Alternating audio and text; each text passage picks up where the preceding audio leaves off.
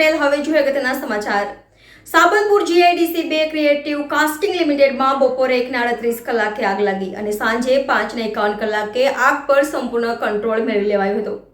આગ class A પ્રકારની fire હતી। કોઈ જાનહાનિ થયેલ નથી અને ફાયર શાખાની કુલ 3 ગાડી એટલે કે 30,000 લીટરનો પાણીનો ઉપયોગ કરી આગ ઉપર સંપૂર્ણપણે કાબુ મેળવેલ છે। પ્રાથમિક દ્રષ્ટિએ આગ લાગવાનું કારણ જાણી શકાયું નથી, પરંતુ ભંગાર પૂઠા વગેરે પ્રકારનો સામાન બળીને ખાખ થયો છે, જે સ્ટોરેજ હતો। NN news Vadodara. દર્શક મિત્રો, તમારી આસપાસ બની રહેલી અવનવી ઘટનાઓ વિશે જાણવા માટે NN ન્યૂઝને લાઇક કરો, શેર કરો, સબસ્ક્રાઇબ કરો અને બેલ આઇકન પ્રેસ કરો, જેથી આપને નોટિફિકેશન્સ મળતી રહે।